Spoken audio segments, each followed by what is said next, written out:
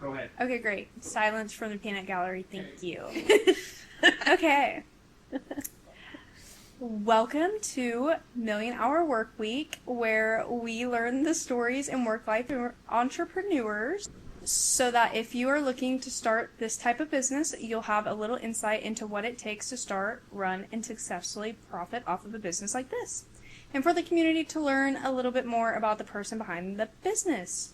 Today, I have here with me Skyler Andrews from Forest Wood Floors. Mm-hmm. Thank you so much for being on the podcast. How are you today? Welcome. I'm doing great. I'm so excited. Fantastic. Okay. Well, let's just jump right into it. Sounds good. Okay. Let's give them a little bit of an overview on what Forest Wood Floors is. For sure.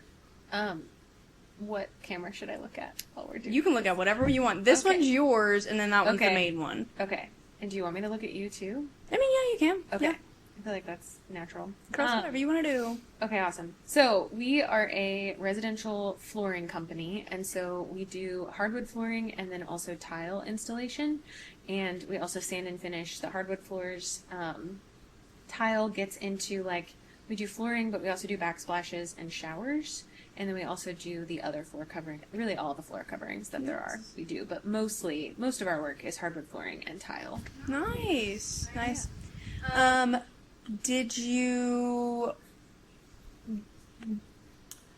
What did you think that you were going to get into whenever you were a kid? Like, what did you think that your job was going to be? That's such a good question. I thought that I was going to be a teacher for the longest time. Really? And then I moved on to wanting to be a physical therapist for a while.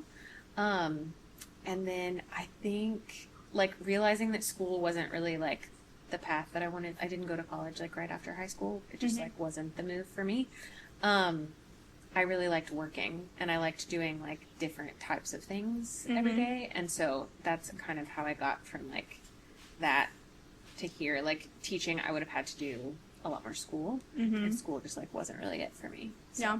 Whenever you say that you liked doing a lot of other work jobs, what were some of those that you did? So my first job was when I was 16. I worked at Whataburger, and it was fast food, but I had a blast.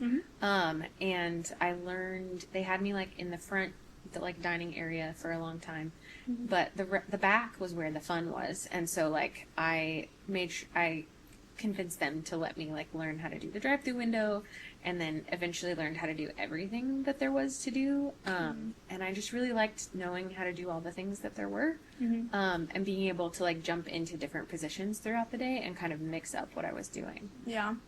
So I really liked that. And then I worked, I had a bunch of I worked at a gym for a little bit, and then I had just kind of random food jobs for a little bit. And then I got my job at Apple, and that was the longest job that I had before starting this job. And there it was kind of the same thing.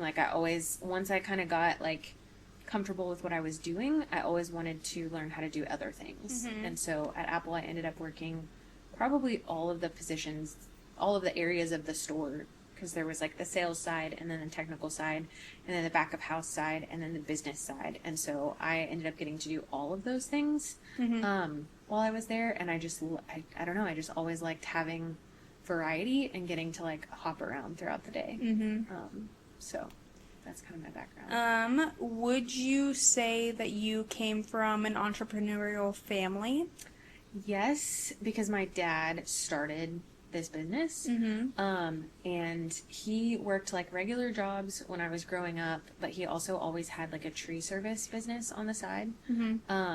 And he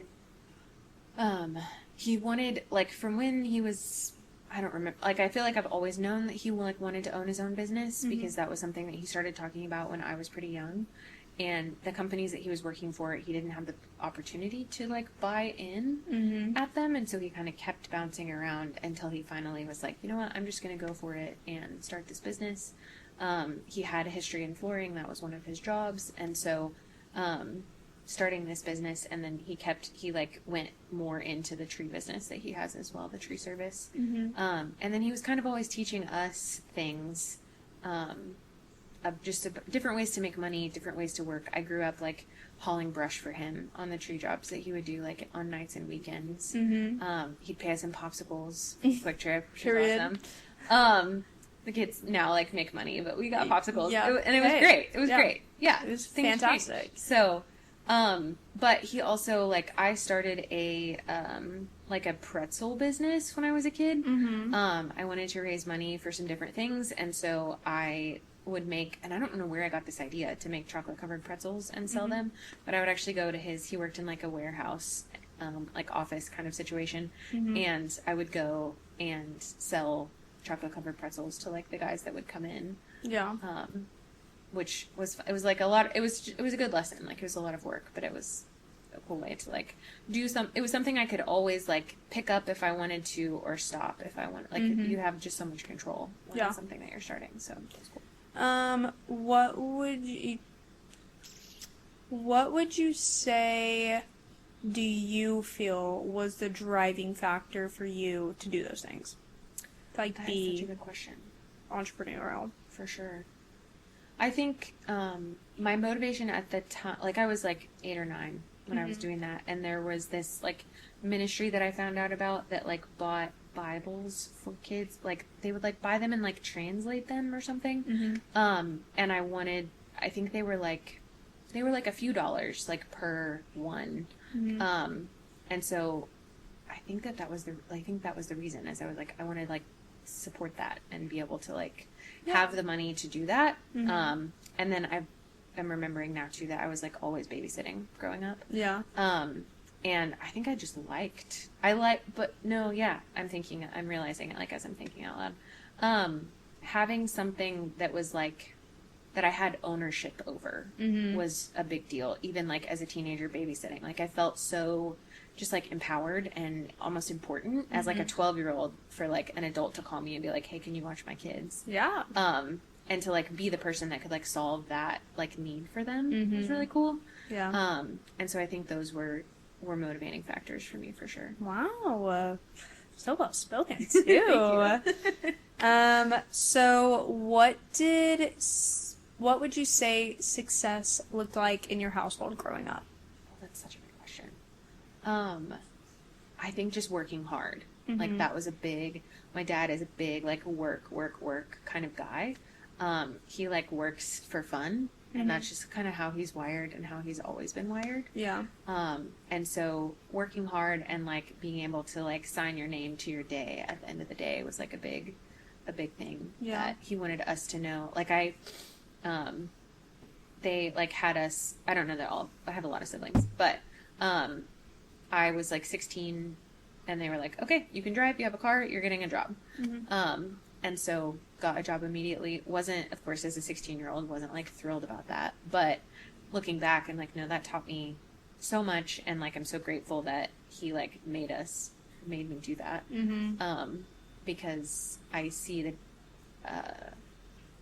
like just the value of the fact that I had started working like earlier than, you know, some people don't get a job until after college, which is totally fine. But I felt like I was more prepared for other jobs and just for like I just got exposure to that so much earlier. You just gained for that more life experience. Exactly. Like if you start younger. So. Okay. All right. So what did... Hold on. Oh god, these are numbered because one got put out of place. Okay. What did your life look like leading up to the departure of Apple and starting this job? Okay. I think like it was good, but I was working, yes. Okay. So I was working part-time and going to school full-time.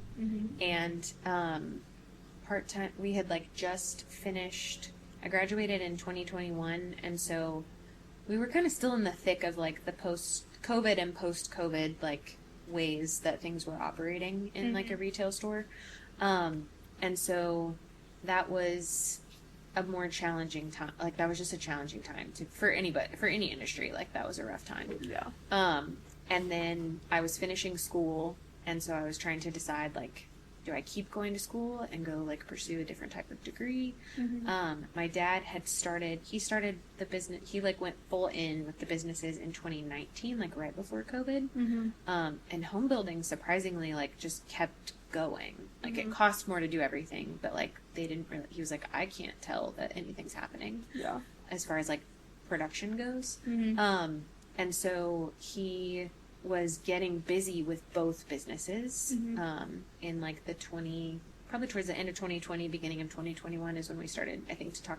I don't remember exactly when we started talking about it more seriously, but he had like asked me for some help with a few things, and it kind of got my mind thinking of like, okay, could there be a job opportunity in this direction? And I just kind of like knew that it's what I was going to do. Mm-hmm. I didn't know anything about flooring or anything about like running a small business, but I had a lot of like sales experience and customer service experience, and I'd worked with small businesses working at like the business desk for Apple. Mm-hmm. And so I had familiarity in the areas, and then I've just always been so organized and like, I don't know, I got like a clipboard at the dollar store when I was a kid and like would make my own little forms to like fill out like for fun. Mm-hmm. And so the like administrative side was always something that I was just good at and just made sense to me, and he does not like that kind of thing. Yeah. He'll do it, but he would rather be outside. And so I got to the point where I was like, I think that I could come and help you.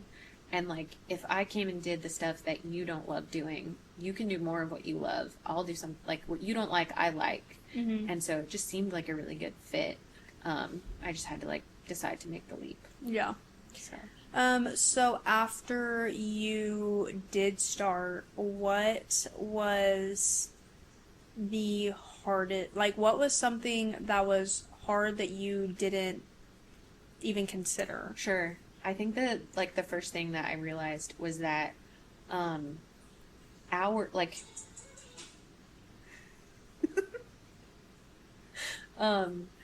think one of the first things that I struggled with was, realizing that I had to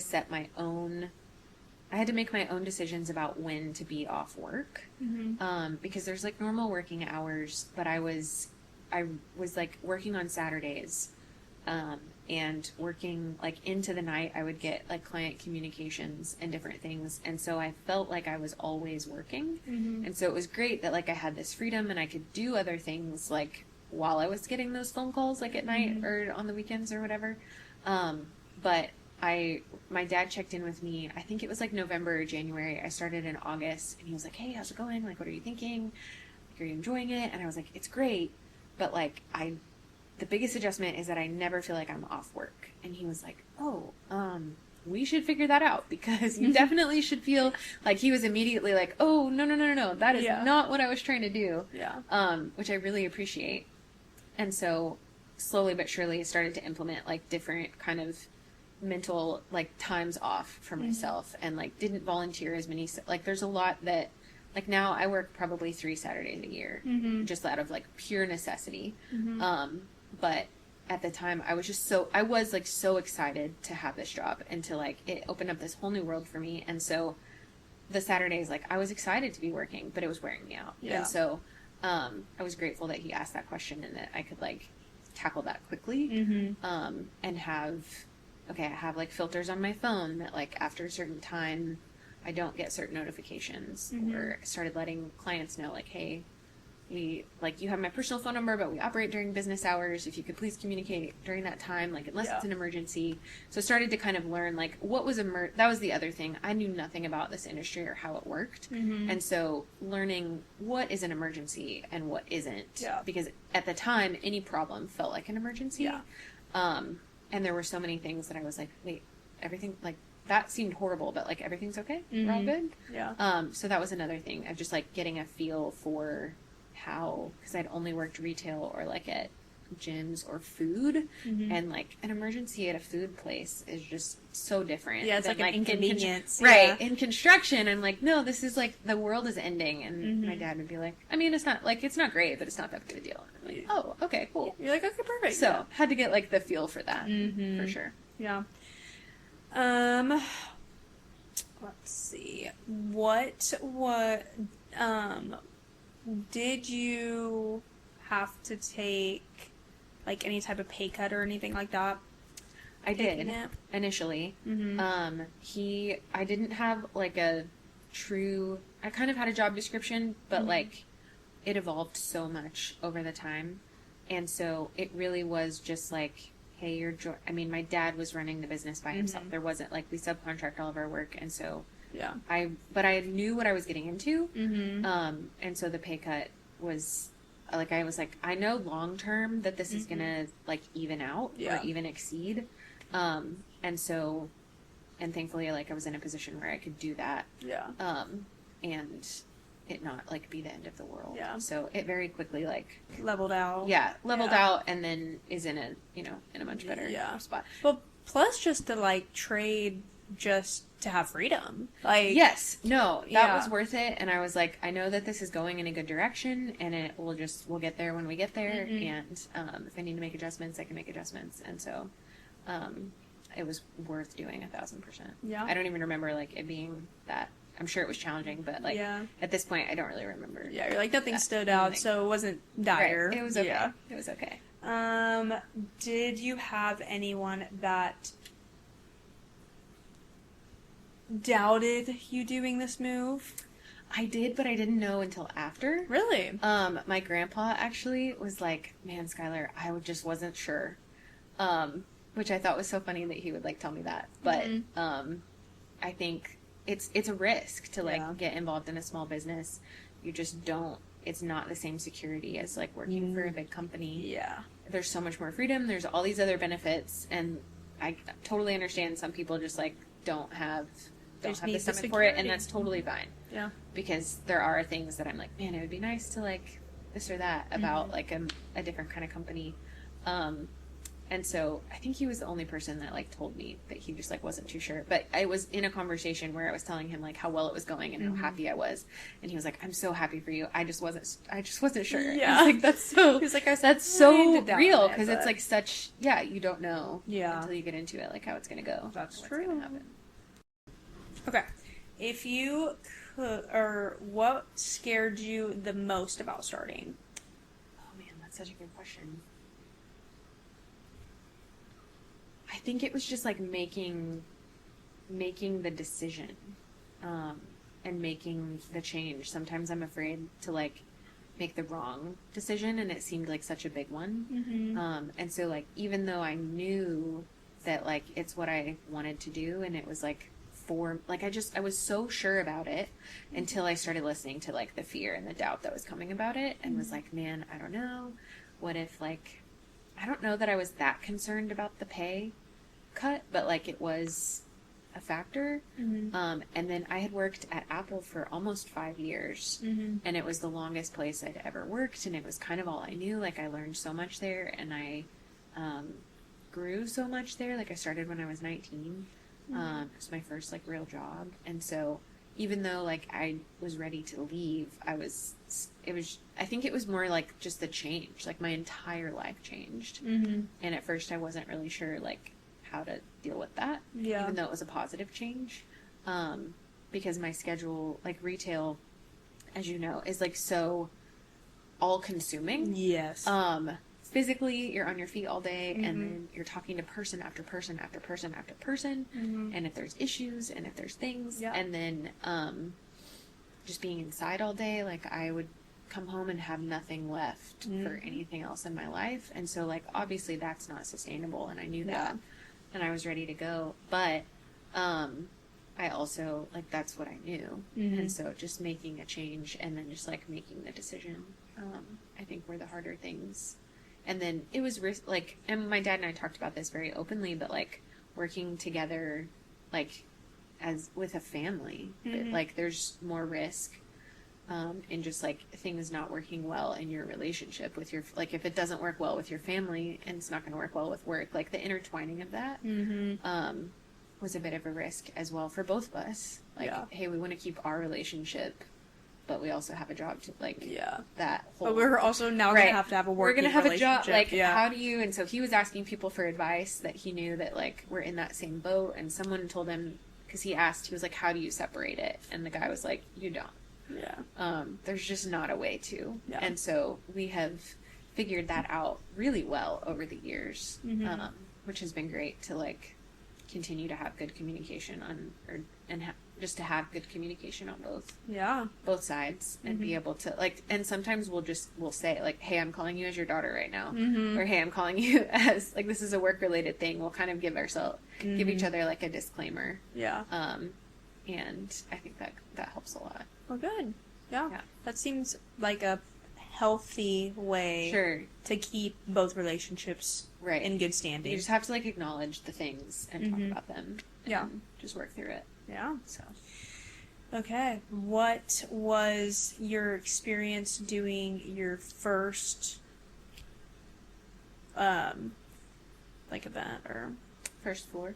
Yes. I didn't know what you referred to them as. Like meeting or gotcha.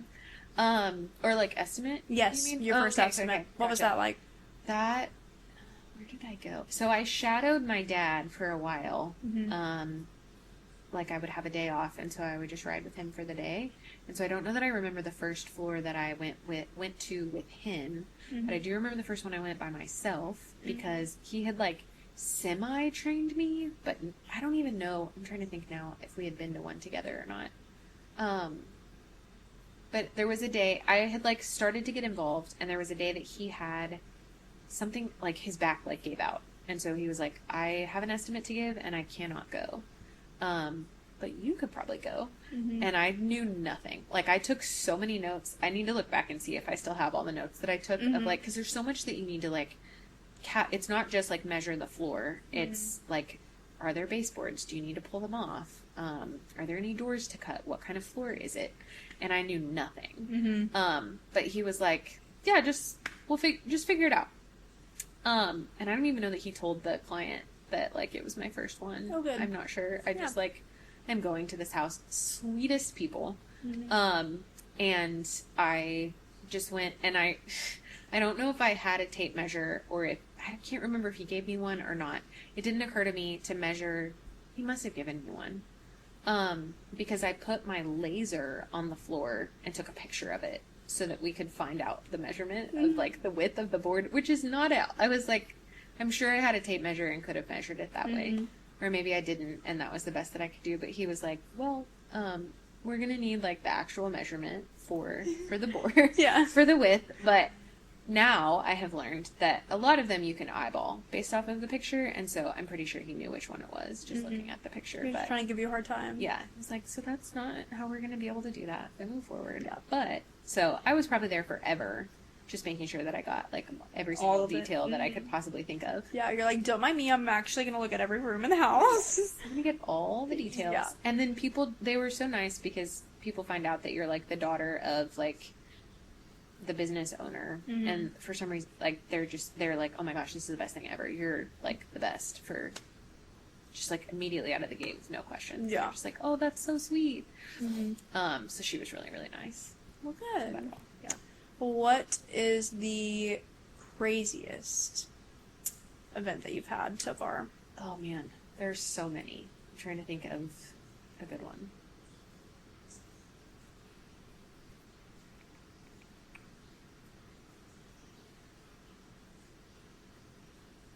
Okay, one that's good is that we went to... Man, I know I have a better one than that, though. Give me a second.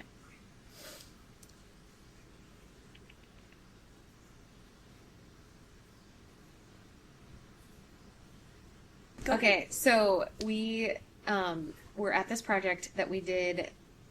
We were there for a really long time. Like, stuff kept happening at this house. It was kind of a sad situation.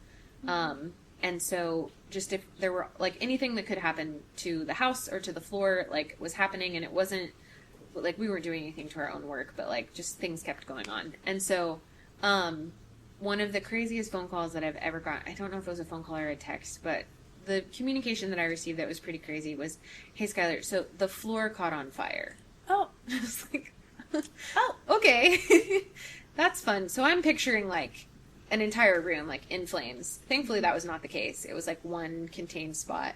But the painters left used rags on the floor, and it got hot enough that they like self-ignite, or maybe they were just close together, but self-ignited and caught on fire. And I don't remember if we had already like sanded and we ended up sanding and finishing that floor twice throughout the project, just based on everything that happened there. Yeah. And I don't remember if we had already sanded it or not. But we definitely had to tear out like a good chunk, and that was my first experience with like fire damage with the wood floors. So there was a topical area that was like very clearly charred. Then I was like, I don't know what we're gonna find under it. Yeah. Like it was a crawl space, and so there was stuff underneath it, but I was like, I don't know what the subfloor is gonna look like, and we ended up having to take out, I feel like a lot of the room had to be removed. Yeah. And I think they had sanded and finished it already, and that was a contributing factor to the decision to like go ahead and redo it all again. But I can't remember exactly. Okay.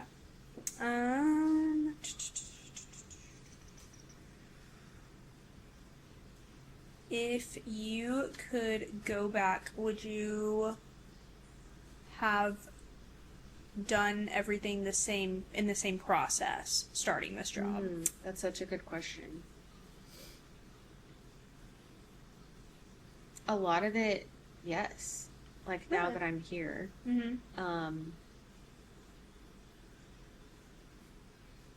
Yeah, I think so. Well, good. Yeah. Sounds like you're a good decision maker then.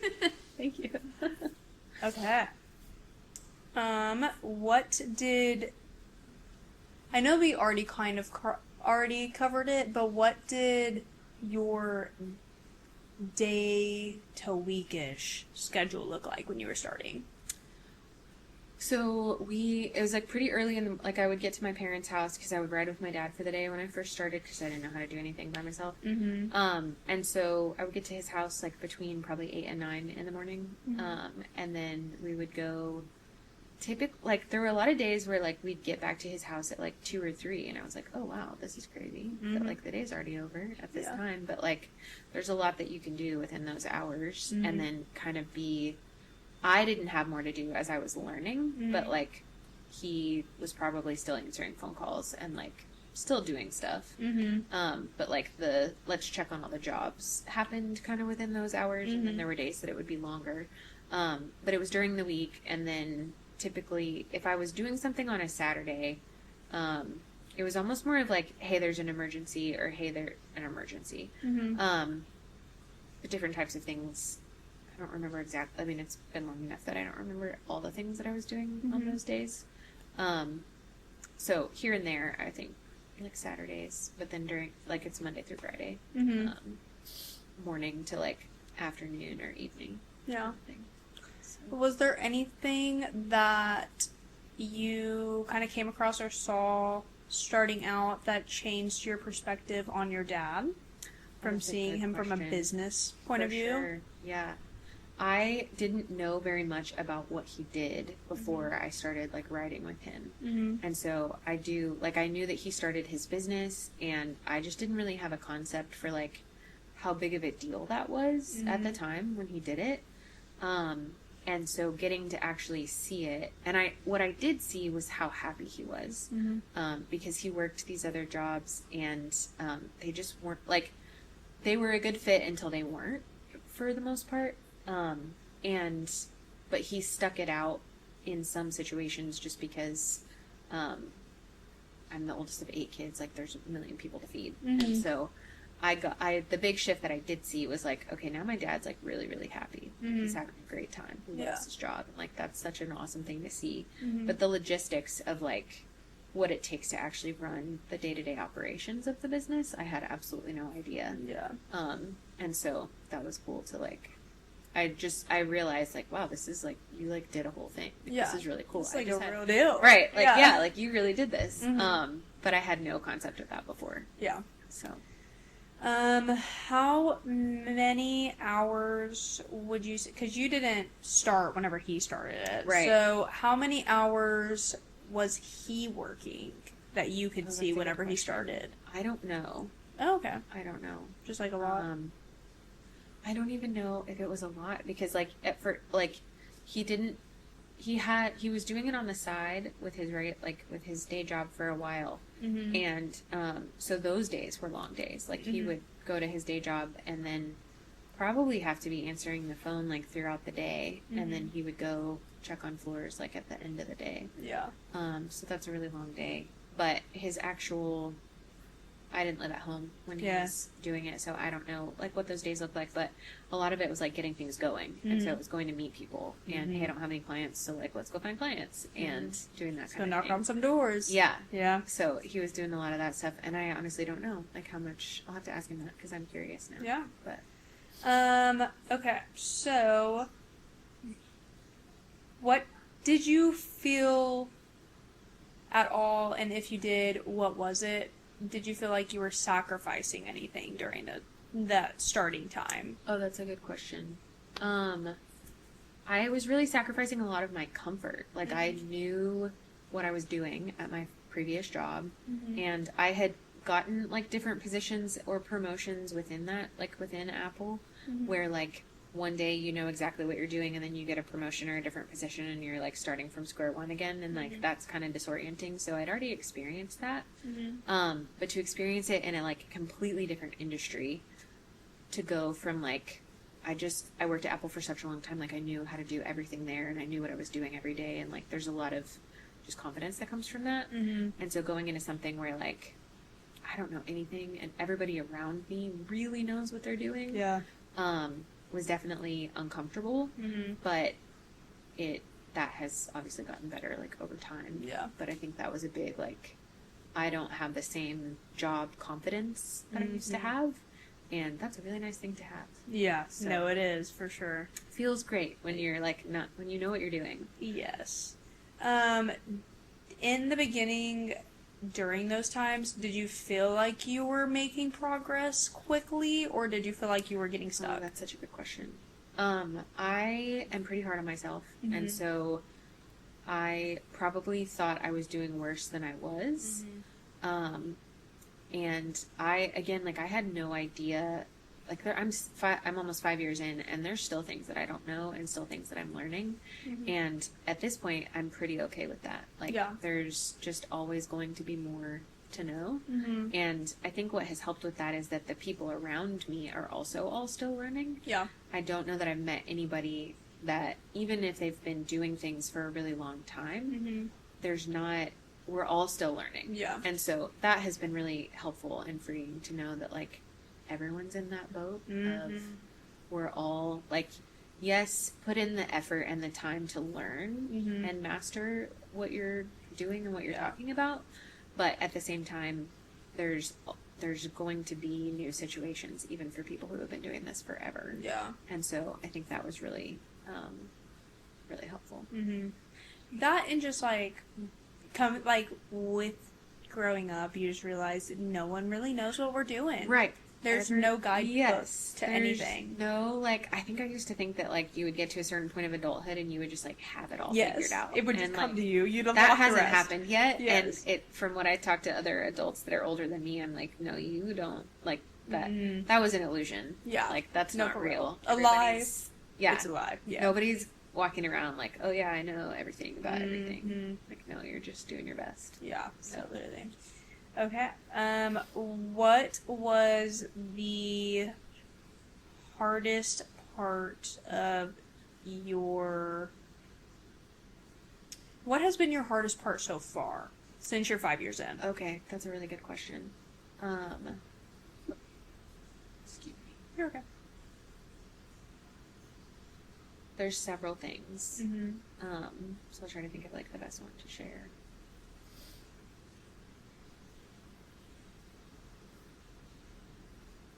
I think realizing that this was the other thing that I used to think is that you could get the perfect job. That like the perfect situation exists and where you would have no problems and you would just be happy with what you were doing every single day. And I thought that this job was going to be that. Because I started when I was 24, I think. So still pretty young. And was I 24? And so just thought like, and I was so ready to be done with the job that I was at. And so it was like, this is going to be the perfect job. It's going to be amazing. And it's amazing. And it's the perfect job for me. There are so many hard things about it. There are so many challenges. And so having to like come to terms with the fact that there are hard things with anything that you're going to do. I don't think anybody loves every single aspect of their job. And I think it's more about like loving most of it enough that the parts that you don't outweighs love, the like rest, that yes. it like overshadow, like you're like, okay, this part sucks, but like most of this is awesome, so like let's go. And so there are things that like technical things that I struggle with, or just like there's some high stakes with some of the stuff that we do, and it's like a lot of money is at stake, and just getting it right for the homeowner, getting it right for the sake of like our business reputation. Like there's different pressure when it's a small business versus working for Apple. Like that was such a big, are we even allowed to say Apple?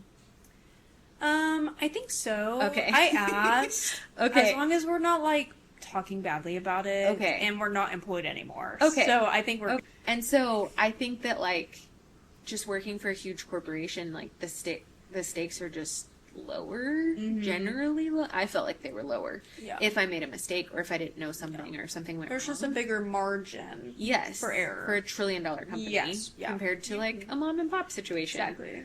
And then I like I directly know the people that like that impacts. Like it's my family. Yeah. And so I've progressed a lot, but I still work on and still look at like do a good job, but like I don't need to freak out about everything. Like I don't need to panic. And I think one of the biggest things that I've learned that I've just started to say, because it keeps happening, is that like everything works out. Yeah. Like even the situations that I'm like, I don't know how we're gonna fix this. I don't know how we're gonna get through this. I don't know what's gonna happen. I've just started. They all work out. I haven't come across anything that I haven't been able to figure out or hasn't worked out. And so I remind myself of that as much as I can. Almost like even more so when something goes wrong, where I'm like, all right, can't wait to see how this works out. It's gonna be great because it is gonna work out. Yeah. And so I think it's been, and that's like just like a life thing. Like that's not necessarily specific to my job. But like not giving in to the fear or even the recurring fear of like, oh, you didn't make the right call last time. So like what's going to happen this time? And that doesn't, I don't make the wrong call a lot. Yeah. And sometimes stuff just sometimes things just happen. So trying to like, I guess being like okay with mistakes. Yeah. And just getting up and trying again tomorrow. Is like not something I don't love learning that, but no, it's or not experiencing fun. it. Like it's not great, Yeah. but like literally everyone is going through that all the time, whether in their job or like personally. And so just like knowing that that's going to happen and just being okay with it. Yeah.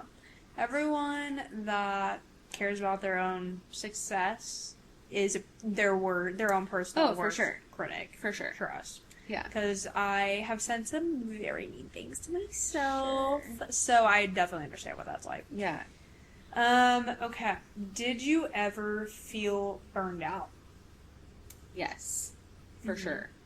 I don't know.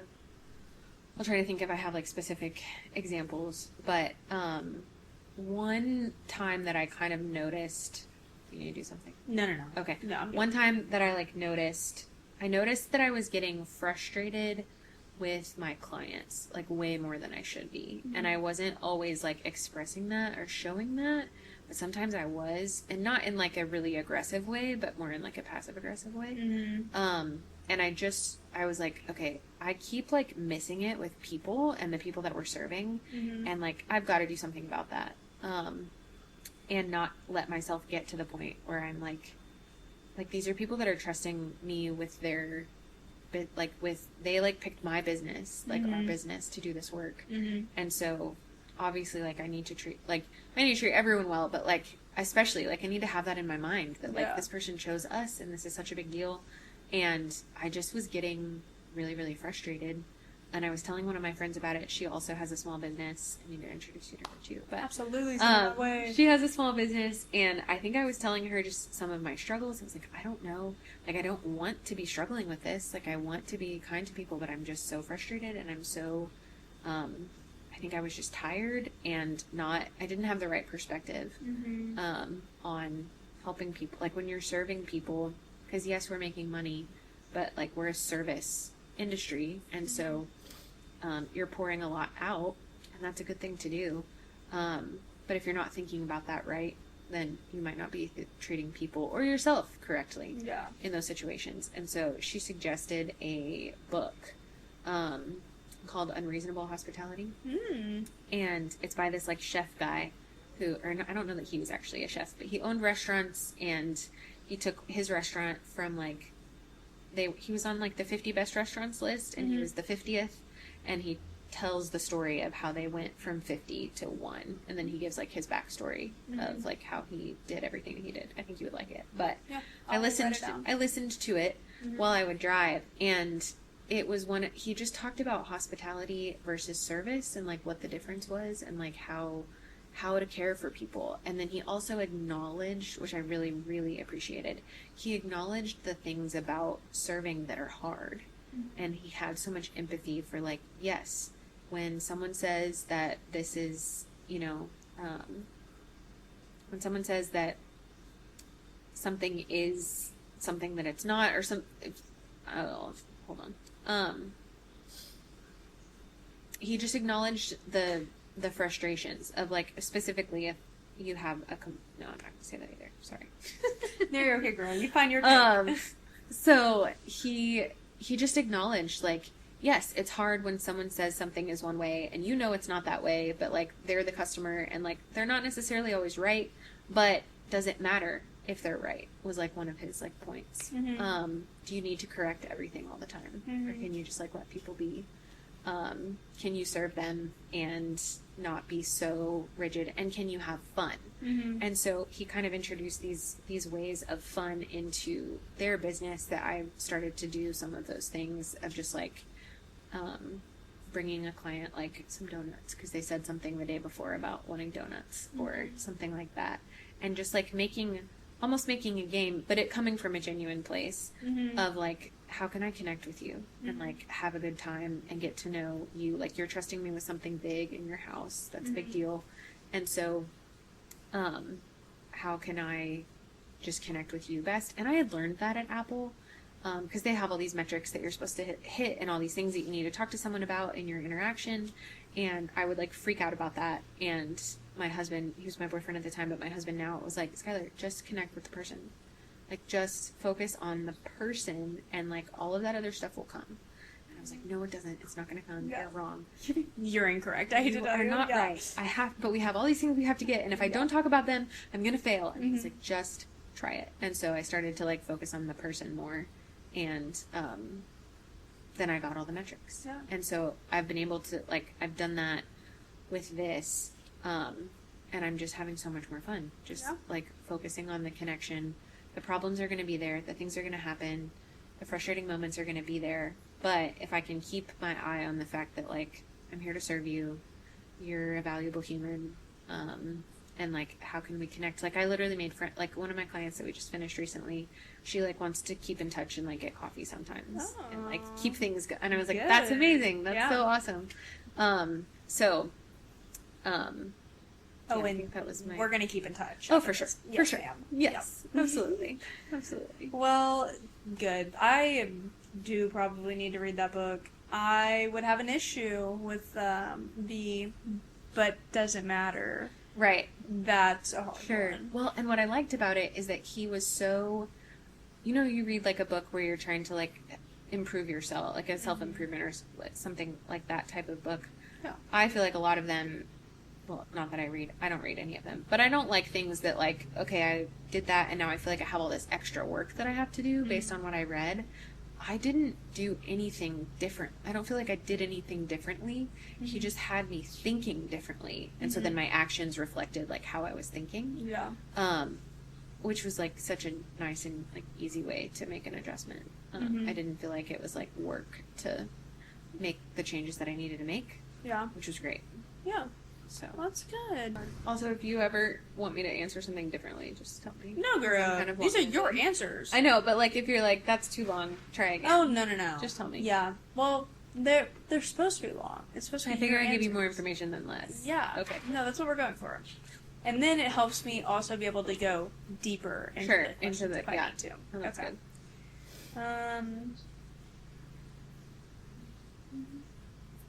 Oh, okay. Did you have any relationships that changed besides you and your dad's? Obviously, Sure. You had to have a work relationship, but other than that, did you have any relationships change during that process for you? That's a good question. I think, like, I was around my family a lot more. Mm-hmm. So, like, what was I? I don't know. It's been so long.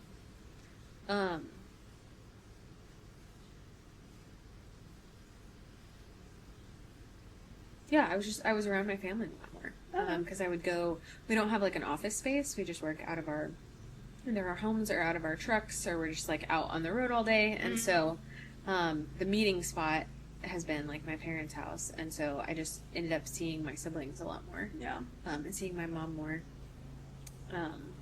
Which is great. And just, like, show up at the house. Perfect. All the time. Just See strengthen everybody. those relationships. Yeah, for sure. Okay. Did you ever question if the change was worth it? Yes, for sure. What? Okay. What was your lowest? Obviously, not pertaining to that. What Sure. was your lowest moment in this business? Oh, that's a good question.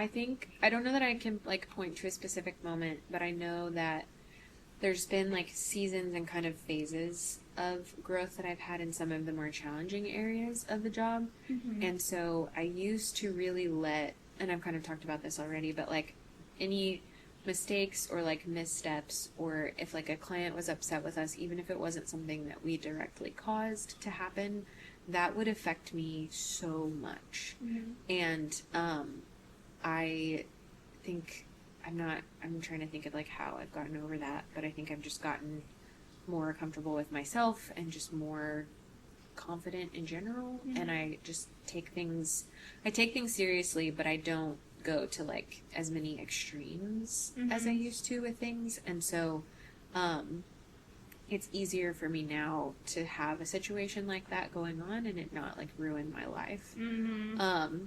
Whereas I think before I was, like, up at night wondering about, like, how is this going to work out or what's going to happen. And I don't know that I have, like, necessarily specific examples of, like, an exact, like, low point, but I know that it was just harder to do what I do. Yeah. When everything that would go wrong, or even just not wrong, but, like, just not according to plan, was happening. It was just hard for me to exist in my other, like, having separation between, like, okay, the work is over for the day and I'm the whole person outside of my job, and I have a husband and I have friends and I have all these things, and so, like, I need to set that down because it's time to set that down for the day. And, like, step into being, like, I can't, like, rehash my whole day or any problems that happened with the day, like, all into the night and have it just, like, wear me out even more. Yeah. So kind of figuring out how to do that. But I think before figuring out how to have just, like, healthier mental space with the job, was definitely, I just made it harder I was making it harder for myself. Yeah. Like, just staying stuck in this loop of, like, what's going to happen? I don't know. There's all these things going on. So now that I've gotten better at that, it's a lot easier. Would you say that came from the job change or from getting older? That's a good question. I think the job, because I have so much ownership over what I do every day and, like, how things run, I think that it's something that I got to work on and address. And my dad is so great because we, like, personality wise, we even each other out so well because he's just relaxed. Like, he's, like, he takes things, like, we take things seriously, but most of his advice is, like, yeah, it's gonna be fine. It's gonna work out. Like, it's not that serious. Calm down. And so to have him be so much that way as my boss and as my dad. It helps me to be like, okay, we can chill. Yes, it's relaxed. We're good. All is well. Mm-hmm. And so, I think like getting to work for someone that's like that, mm-hmm. Has definitely made a big difference in how I operate and how I look at things. But then, I do think getting older too, like I have a different perspective on life. Mm-hmm. Even I think about this a lot, like even 5 years ago, like how I did the job and what I thought about the job and what I thought about myself within the job has changed so much as I've gotten like more experience mm-hmm. and more comfortable with things. Okay. Is there anything that you experienced in the beginning of this position that still affects you now? That's a good question. Like, do you have an example of what you're... So it could be that, like, say you, wow, it's my first day doing wood stuff. So, say that you, like, order the wrong stuff. Okay. And then you... Oh, kind of like the David story. Yeah, and there's, like, a big, like, backlash from that. Sure. And then going forward, like you, how I like, adjusted that? Yes. Sure. A little touchy about something or anything like that. I think for, like, stuff like that, it's always changing. Mm-hmm. There are things that there's a lot to have your attention on, and mm-hmm. there's a lot to remember. Mm-hmm. And so I'll have different pockets of time where I'm like, shoot, I need to make sure that I'm still looking at that thing mm-hmm. that I like. Like, for example, today, we put stuff on, like, a shared calendar, and we assign, my dad and I have access to everything, and we assign our different subcontractors, like, whatever work, like, we'll invite them to the mm-hmm. stuff that they're doing. Well, I forgot to invite one of them to mm-hmm. one of the jobs. Yeah. And so it worked out, but I was like, shoot, I need to, like, double check and, like, I need to look at that again and make sure that I'm still always doing that. Mm-hmm. Because it does affect how they schedule and how I schedule. Like, if they don't know where they're supposed, obviously, if they don't know where they're supposed to be, they ain't gonna show up. And we had talked about it, and then I see it, but I didn't check to, like, make sure that he could see it. Mm-hmm. And so I'm like, okay, that's something I'm gonna, like, put my attention on. Yeah. But that kind of rotates. Mm-hmm. And it rotates for, like, what I need to make sure that the guys are doing or versus mm-hmm. what I need to make sure I'm doing. Mm-hmm. Things I need to, like, make sure I tell the client or, like, different things. So it kind of seems to come, like, in different cycles of, okay, well, you've missed this a couple times, like, make sure you're focusing on that for the mm-hmm. next one or something like that. Yeah. So. Did you ever have anything happen, like someone didn't show up or product didn't show up? I did. Okay, I did. And this was one of the things that, like, helped me gauge, like, how serious things were. Okay. Because we were working for a builder that had 2 spec houses with the same, like, builders they'll have their different specs they have like a name. Mm-hmm. And so I got sent, and we were doing a ton of work for them. They had all of these houses. And so I was getting sent the house name. If it was a custom, we had, like, the customer's name. Mm-hmm. But if it was a spec, it was the spec name and then an address. And so we're getting these, we're scheduling the things. Well, my dad and I are out, we're doing stuff, and I think I got an email that, like, was a bill for a job. And I was like, that's weird. Mm-hmm. Because our supplier typically delivers, and then they send us an invoice for, like, immediately for whatever it is that they just delivered. Mm-hmm. And so they sent me this invoice, and I'm looking at it, and I was riding with my dad that day, or maybe I was on my own and we ended up together, but I get this invoice, and I'm like, and so I called them and I was like, hey, we installed that floor last week. Like, what is this new wood? And he was like, well, we had this other address, Skyler, like, for this other house. And I was like, okay, what the heck? And so I went through and I found, I don't remember exactly how I found it, but there were 2 addresses for the same spec house name. And I'm sure I caught it at the beginning. I mean, I ordered material. Mm-hmm. So, like, at some point, I knew that there were 2 houses. Yeah. Right. At some point, I was aware that there were 2 houses. Yeah. By the time that the second one came around, it had completely slipped my mind. Mm-hmm. And so all of this material is at this house, and I have no one scheduled. And I think we had, like, a lot of other things going on. And so I'm panicking. Yeah. and crying. I'm like, we're going to lose this builder. This is the end of the world. We're going to go out of business. It's going to be all my fault. Yeah. This is horrible. Yeah. So I'll just get my car. I'm pretty sure I was like a few Yeah. months in. Like I was brand new. I could probably go back and find like exactly how like long I'd been doing it. Because it had to not be like very long. And so I'm freaking out. And my dad was like, it's not great that you forgot a whole floor. Yeah. But like, we'll figure it out. And so, and then I'm like, I'm such like okay, you have to tell someone when something goes wrong. And so I'm like, we have to tell them right now. And he was like, well, let's see if it works out first before we just go like, yelling that maybe we can find someone to do this. And so, we had like one of our crews was available and able to help. But then like the brick masons got there before us. And so they like have a hole set up. And so for the fireplace. And so we actually weren't able to start. So we were a couple days delayed. And again, I thought like, we're losing this account. We're losing our business. Like the world is over. We're done. Wrap it up. And Everyone goodbye. right. I was like, this is it. I'm going to get fired. This is horrible. And it like wasn't really a thing at all. Yeah. I'll never forget it. Yeah. It's a nightmare for me. That was the worst thing that's ever happened to me. Yes. But the client never even knew. Yeah. And I think they eventually did know, like, hey, we're a couple days behind or something like that. But it's not like we're trying to keep things from people. But he was just like, if it does work out, like, let's not say anything before we know for sure that it's not going to. And it just, like, wasn't... I think we started on Saturday instead of Thursday. Oh. Which is, like, not a big deal. Perfect. Yeah. Yeah, they didn't even care. Totally fine. Okay. Were there any times that you doubted your ability to do the job? And in those times, did you tell anyone about your doubts? Yes, all the time. Oh, okay, yeah, perfect. All the time. Actually, every day, today. Right. Literally every day, and I just talk my husband's ear off about it. Yeah. So, no, I think that, yeah, it was my first experience managing people. And so I had always, like, trained people and, like, taught them how to do their job well, but it was after I knew how to do it well. And so that is very different than managing people doing something that I've never done. Like, I have not set tile. I have not done hardwood flooring installation. Like, I've done some stuff here and there, but my main purpose was to help run the business, not do like the labor side of things. And so that was a really weird position to be in.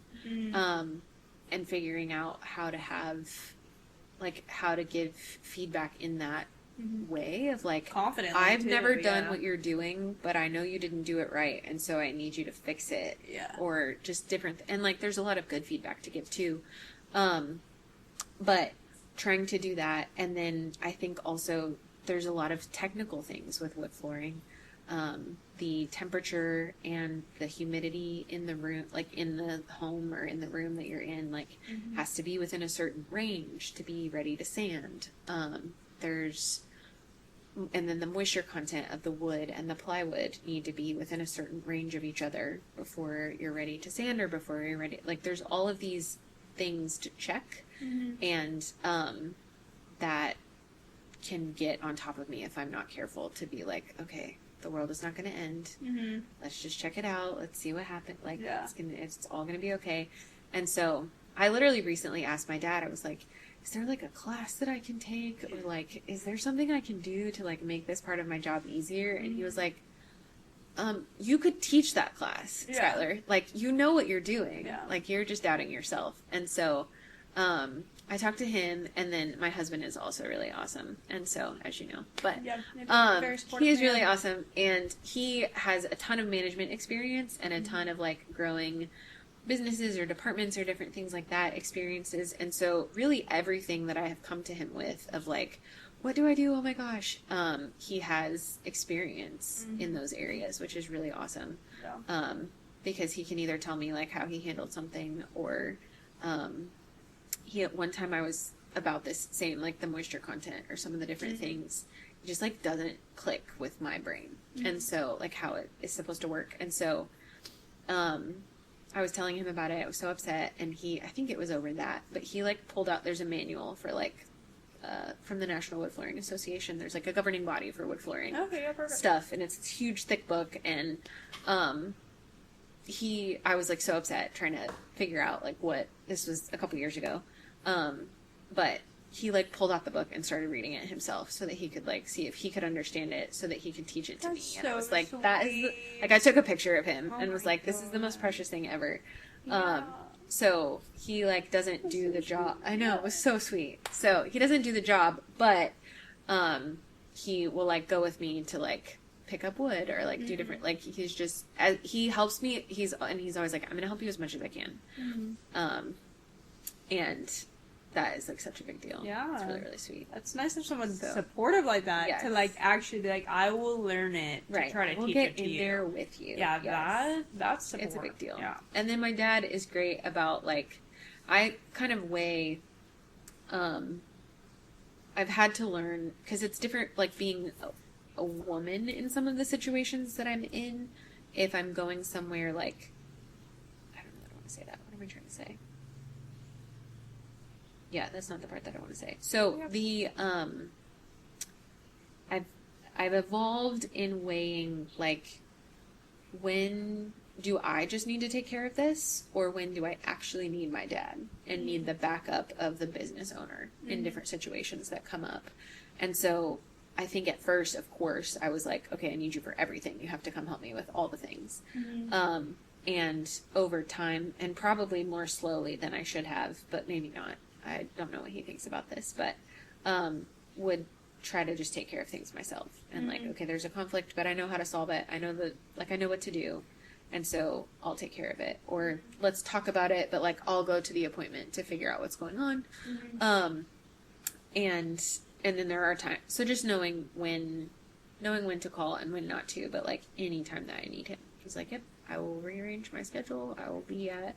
But even if it's just like emotional support, even if that's all I need. Yeah. We had a situation recently where I was like, I genuinely have no idea what like water was getting into the house from outside of the house. And like, that's not my, like, I can tell you your floor is wet, but I don't know. It's outside of my wheelhouse, actually. Right. That's going to be outside of my expertise. Yeah. And so I was just like, I don't really know what's happening. And so I had a contractor friend of mine, come to assess, but then like the day before I was like, you know what?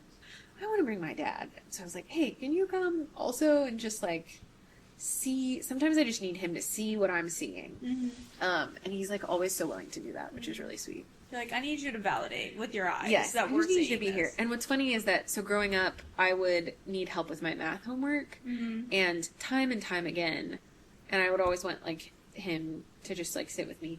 And he would help me with my math homework. 9 times out of 10, I just needed him to sit there so that it wasn't just like me against my math homework. It was like me and my dad against my math homework. You said we are a team. It's like, he helped very little, but like having him sit there did wonders for me.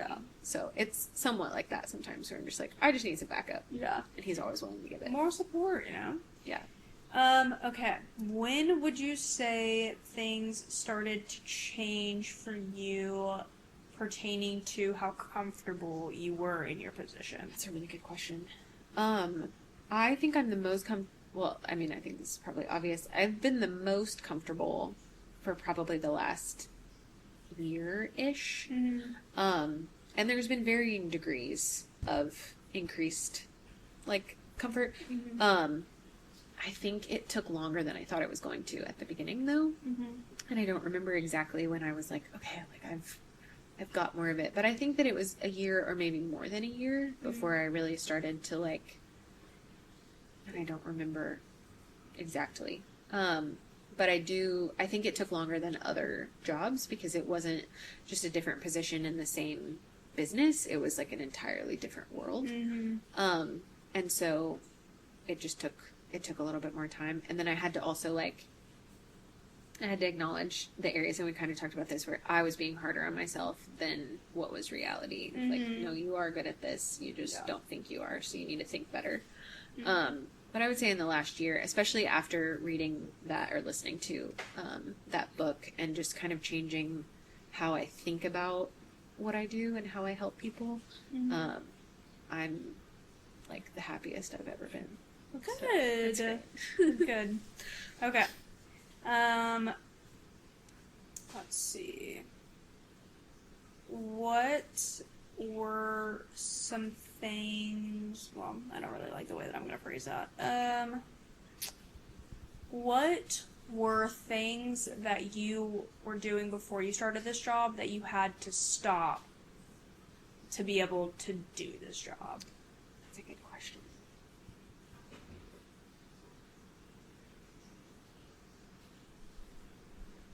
I don't know. Like, for example, to do this job, Yes. I had to stop doom scrolling on TikTok. Sure. And I had to stop sitting here and watching TV Right. all night. And I had Yes. to stop rotting on that couch. Sure. Yeah. I think I definitely like physically had to get into better shape. Mm-hmm. I'd had some like challenges and was at like a higher weight than I am right now. Mm-hmm. And that was like way more obvious to me when I first started Mhm. because I was outside all day. Mm-hmm. Or not outside, but just like, On your feet I don't know, moving. you're running around Yeah. and like it's physically demanding. I ended up needing to have like, I was in like, part of it was I had had problems with my ankle and like pain and a couple of surgeries. And Mhm. so I ended up needing to have one more Mm-hmm. about a year after I started. And so once it didn't hurt to move, that made a lot of difference. But I definitely was like, okay, I need to like, and it took me a while to, because I was in so much pain, it was hard to like, I was like, I need to get in better shape, but I don't know how because I'm in so much pain. Mm-hmm. But have gotten to like a much better spot with all of that. But like physically, yeah, just having to be, just have healthier habits. Yeah. I didn't do all of them like right away, but Mm-hmm. I definitely have more now than I used to. Like Yeah. trying to implement moving because they're long days and they're like mentally draining and that can physically wear you out. Mm-hmm. And so finding reasons to move anyway, Yeah. and like go for a walk anyway, Mhm. but like know when you need to rest, but also push like just the balance of doing all those things. Because working retail, I just kind of, and for the stuff I was going through with my ankle, just stopped prioritizing all, like I couldn't do anything Mhm. but do my job. And so I think that was a big shift. Yeah. Was like, Just being more aware yeah, and and like starting to make those changes. yeah. And being in an environment where like I could, because I have You have freedom. somewhere- right, I have Yeah. the freedom. Yeah. So it's been good. Let's see. We kind of already did this one.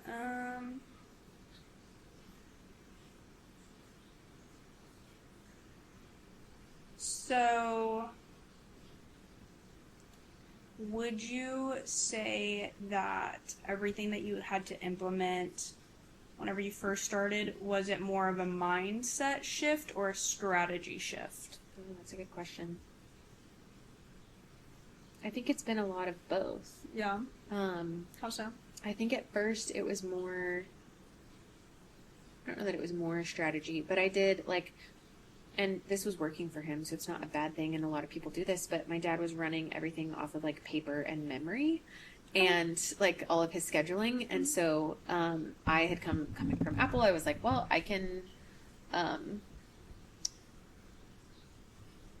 coming from Apple, I was like, oh, well, we can use, I was like immediately implemented using the calendar, like a shared calendar, instead of, because we were sending addresses, like the guys would ask me every day, like, okay, so where are we going tomorrow?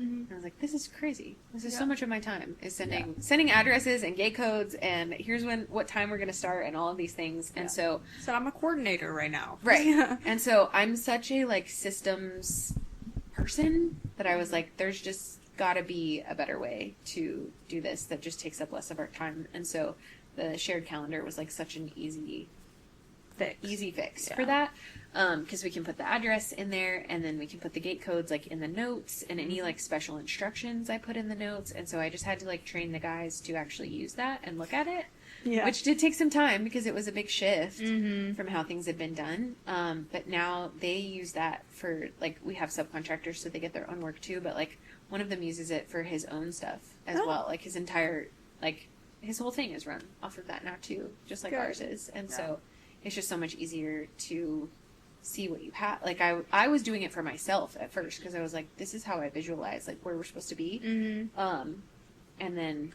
eventually I was like, no, I don't even think I asked. It was just like, this is what we're doing now because I'm not doing it the other way. welcome to the new schedule, babe. Right. Welcome to, this is what you hired me for, so this is what I'm doing. But then I think over time, and I kind of always am evaluating our systems.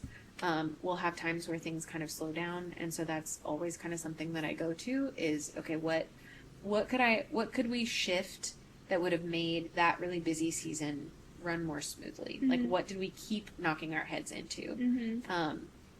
And one of the answers, one of those times was the other thing that we deal with is how do we get into your house? We need to get into all these houses all the time, every single day. And so we would kind of passively offer setting up a key box for people, but we didn't really like strongly recommend it or really even talk, like we would do gate codes, or we would like, people would be leaving work and trying to meet us at their house to like let us into their house at specific times. And everybody has different comfort levels with letting like random work person into your home. And so I am very like, hey, if you're more comfortable with this version, great, but just know that we need to be here at random times throughout the process, and we can't always let you know exactly when we're going to be there for different things, at least not until we're like on the way. Because there's a lot of moving pieces with other projects throughout the day. And so, but the answer was, well, let's just put key boxes on more houses and let's talk about it more so that we can more easily access. And I like can't even believe that we weren't doing that this whole time. Like I just have a stash of them. And I bring it up usually in the estimate phase, and I present it because it is easier for the homeowner too. And like, if you're comfortable with it, we'll put a key box in the house. That way we can all access things when we need to. And that just goes so much more smoothly. So I'm kind of always looking at what things like that can we implement to make it easier for everybody. And then mindset shifts, like, I think the biggest one obviously was like reading that book and just thinking about serving people in a different way. What processes do you guys have now besides those two that you didn't have an effect when you started? Or any other ones? Another thing that I did pretty early on was the flooring process is not familiar to a lot of people. If you haven't been through it, there's like 15 million details that are going to happen in your house that you might not know about if you haven't had it happen before. And so, to better set expectations for people, which I learned a lot of that from Apple, like set your expectations really well. Set them early. And then also just to like minimize, I was getting a lot of the same questions asked, and I was like, if we had like a guide for people, they would feel more comfortable with what's happening, and they would know I was also noticing people were texting me or calling me about things that to them, because they didn't know that it was normal, to them it was like, this is a problem that this is happening. And I was like, oh, actually that's like a super normal thing, and it's okay. And we're like all over it. But if you didn't know that, then of course it looks like a problem or it looks like something wrong. And so I wrote a document of like, here's what to expect. And I broke it down like start to finish. Here's what we're going to need access to. Here's what furniture you need to move. Here's what like outlet we need from your laundry room. We need access to your house like throughout the day. That was something that not everybody knew. Like, hey, we're going to be working all day, and so we're going to need to be able to stay here for the day. Because some people weren't comfortable leaving us. Not because of us typically, but just because of previous.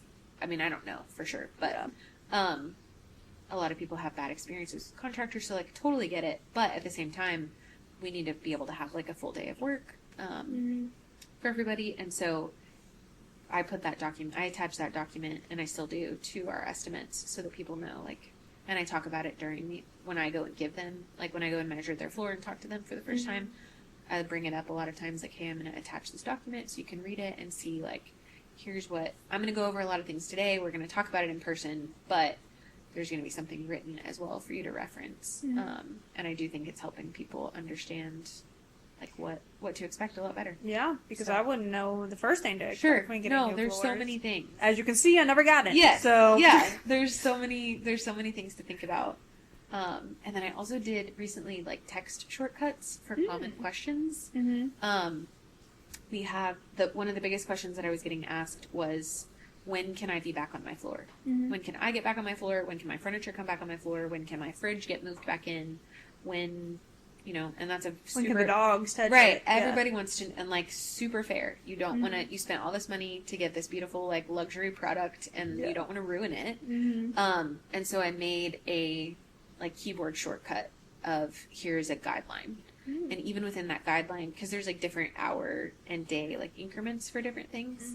And then even within that, I was like, hey, because I was like, if I put this too much in stone, the people whose brains work very black and white are not going to deviate from this at all, even if they need to, or they're going to ask, like, I don't want anyone to feel boxed in. And so I even said in there, I was like, this is what we recommend, but like, if you need to do something differently because of your project or your situation, like, please feel free. This is just what we typically recommend, but if your circumstances require you to do something different, like, it's okay. And I think that has helped people a lot as well, and it's helped me because I was having to think and like count and do all the math and think through like, okay, wait, so how many days, because we're going to finish this day, but then this, and so it's taking a lot more, so now like it's less work for me each time that I get asked. And then people are prepared because they know exactly. And then I don't forget anything either. Like, it's all already in there. It's all there. So yeah, my brain is very black and white. So I appreciate you doing that for people because Yes. I would read it and I'd be like, that's the law. Can't deviate. Yep, that is it. For sure. Which, like, super fair. So because like we're not the professionals, y'all are the professionals. exactly. So Exactly. you tell me not to do I'm it. the right person to ask. Yeah. But also, like, you do what you got to do sometimes, and that's totally fine. What is the most valuable skill you have learned from this whole experience? Such a good question. That you're like, if I would have never taken this job, I would have never learned this skill.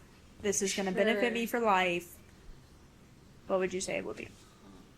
That's a good question. I think it's like the people skills that I have learned.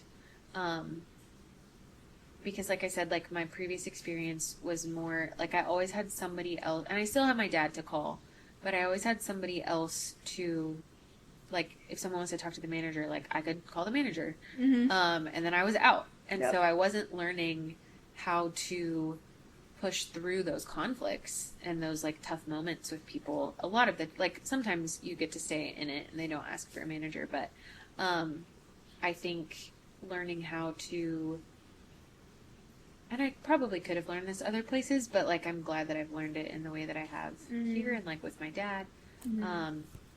But learning how, I think learning that like conflicts are going to happen and things are going to come up, and it's really about how you handle, like when they happen, how do you handle it? How do you take care of people? How do you show them that like you're in it with them? And I think that, and then also on like the leading our like teams, trying to find way, like everyone is different, and so learning how I talk to you might not work for how I want to talk to you, so I gotta like adapt and kind of adjust. And as challenging as being in that position has been compared to like not having to think about any of that, I'm grateful that I've like gotten to learn that and gotten to experience that. So that's been really cool. Yeah. I will say the people skills that I have learned from Apple as well were For sure. It's so helpful. very people skills in general. Right. In general. I don't know why that lost in my head. Sure. Those are very valuable skills because at the end of the day, no matter what business you do, your clientele is people, period. 100%. So 100%. if you know how to talk to them, it'll help you out. Yes. Okay. Totally agree. Let's see.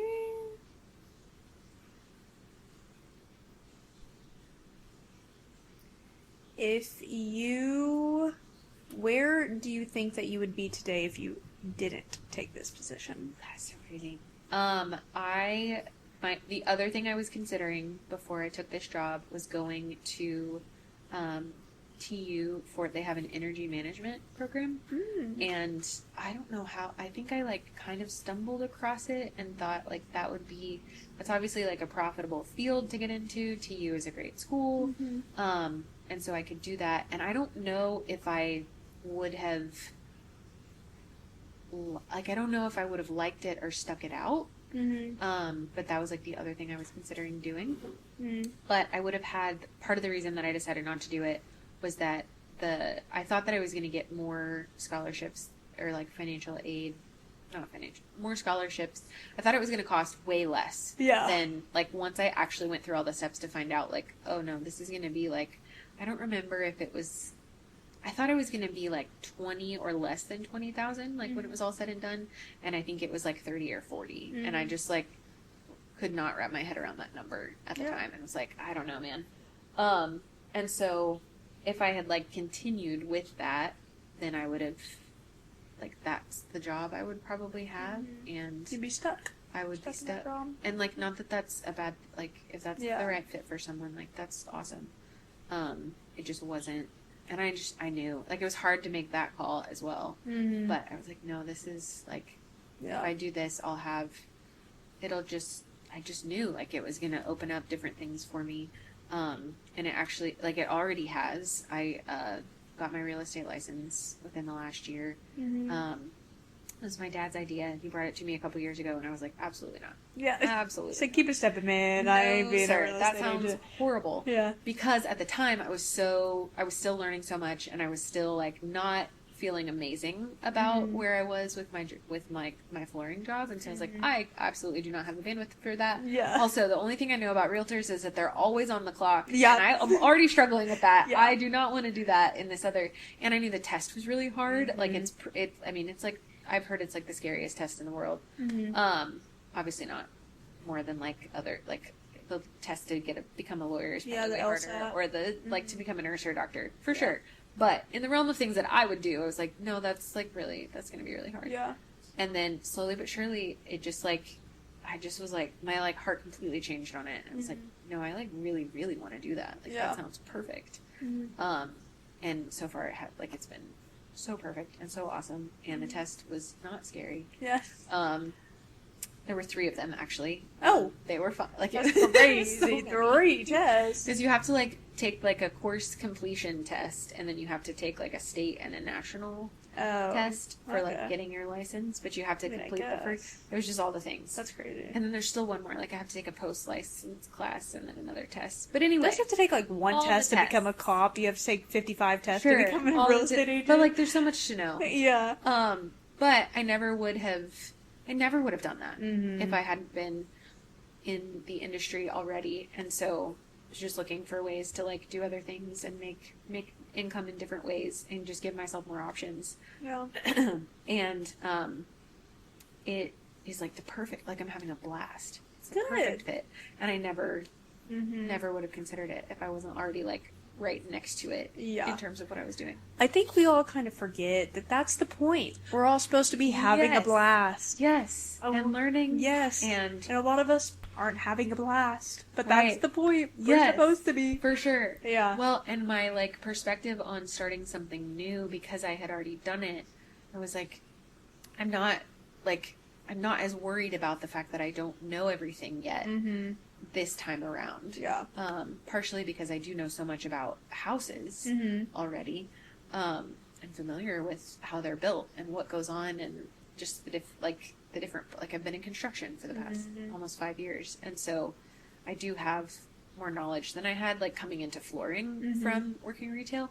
But I also just have more grace for the fact that like, I don't know because I can't, like I haven't done it yet. I don't know, but I'll figure it, like I'll learn and I'll keep going. And so I was able to be like much more gracious with myself like I sold a house this year. And so, I was able to be so much more gracious with the stuff that I didn't know than I think I was starting flooring, because I just knew, how can, like, and I even asked my broker, I was like, do I like need to know more of this? And she like, is there something I need to be doing? And she was like, I mean, like a little bit, but also a lot of it you just learn as you go. Yeah. I was like, okay, great.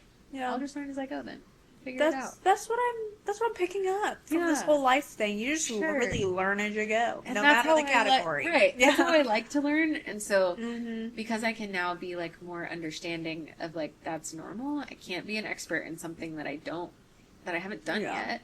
yet. It takes a lot of the pressure off. Mm-hmm. And also just I realized too, like because I started making daily like videos Mhm. of like my days, Yeah. and I at first didn't put realtor on there Mhm. because I was like, well, I haven't sold a house yet, so Yeah.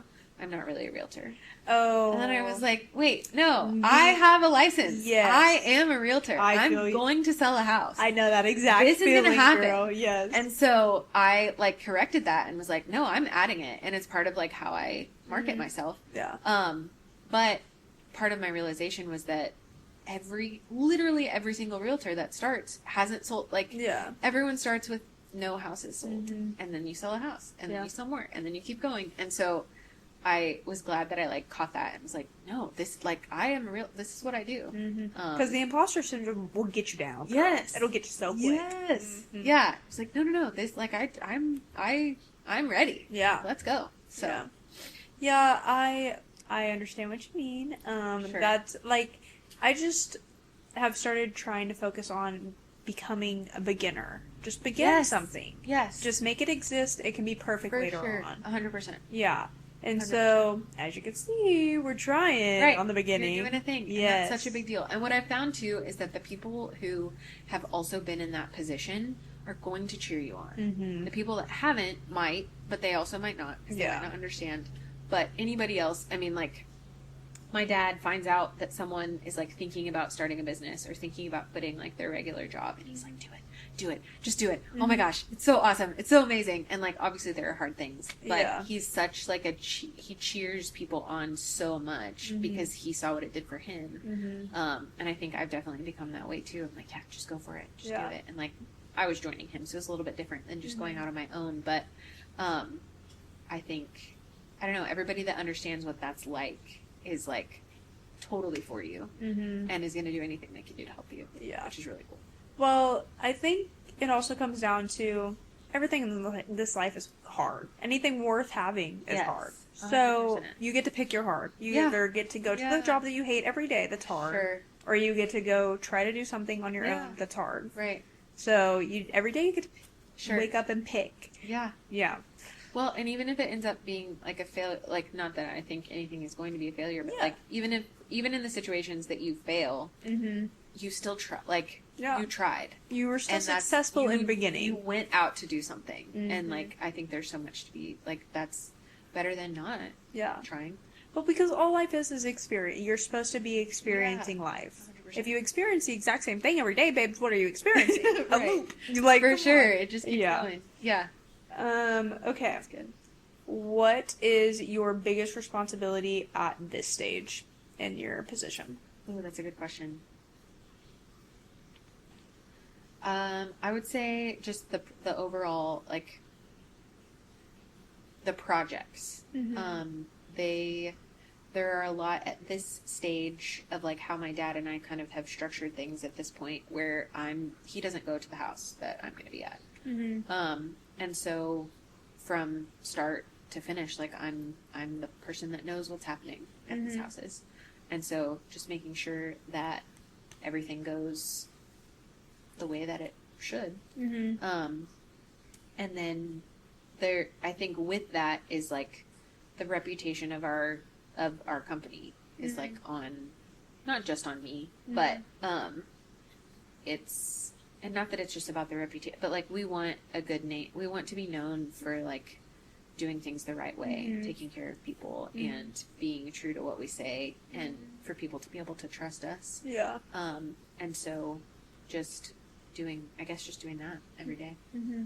So Well, good. Okay. What are things that still feel challenging even to today? With what feels challenging as well? Things that are still Just still, yeah. I think sometimes knowing that and I told my dad this recently, because he asked me that same question, actually. He was like, what's the hardest thing about your job? And I was like, I think sometimes just being the only person that knows what's happening, or that's in charge of what, like, because obviously my guys, like, know what's going on in a project, but knowing everything that needs to happen, Every moving and being piece. the person that's, like, making sure that it all happens. And that's a lot of people's jobs, but the weight of that nobody else knows, nobody else is around to like working. I always worked with teams, and so that was a big shift to kind of working a lot of the times like by myself. Yeah, you are your team. Right, Yeah. I'm the team.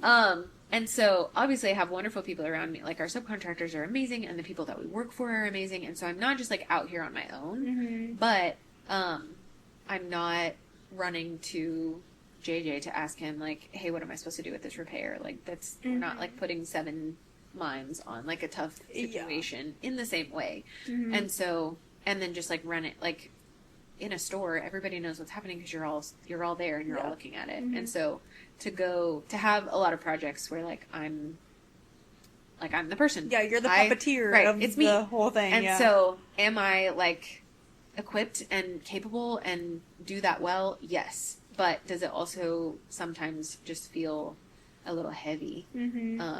Also, yes. And so that's where like knowing when to call in backup or when to like take a break is a good thing to try to gauge. Do you feel as if, or where you're at now, being 5 years in, does it feel as if does it feel like what you expected it to feel like?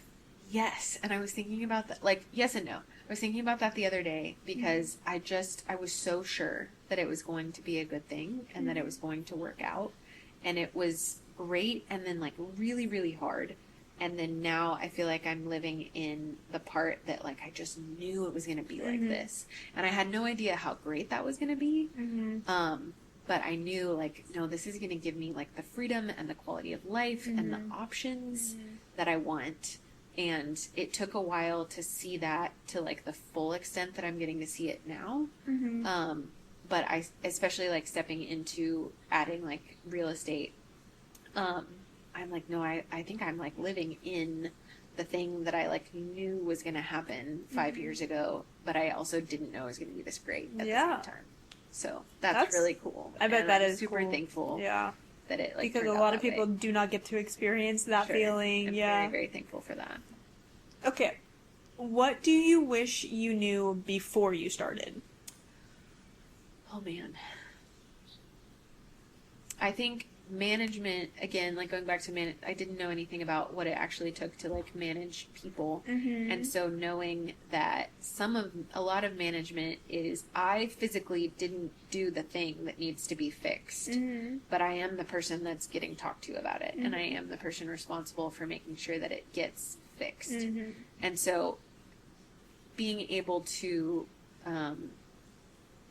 take that like as hard but not too hard as I need, like accurately like put that in the files of my brain of like, this doesn't mean that I'm a failure, but this does mean that there's something that I need to address, and then something like immediately address, and then look at, okay, is this like a pattern that's happening that we need to like address on a bigger scale, or is this a one-off thing? And I just didn't know.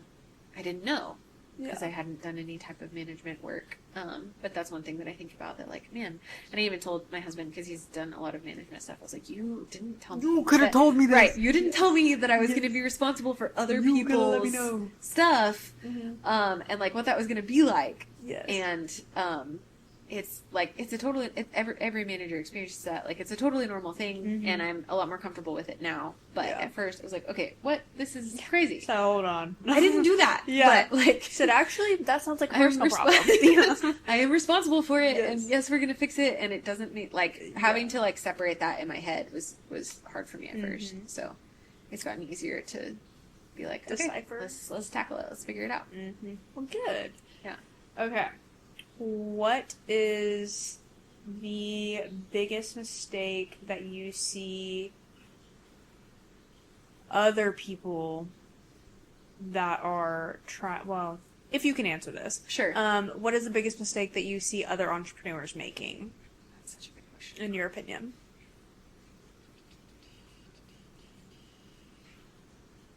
I think one thing, I don't want to like, I'm sure people could point out all kinds of things that I'm not doing well. And so I don't necessarily want to like speak poorly about how other people are doing things. I don't have like, and that's not what you're asking, but like, I don't have the whole picture. But I think that a thing that I notice is when businesses don't have as much of like when the personability starts to get lost. And I think I noticed that because I've done that and can do that.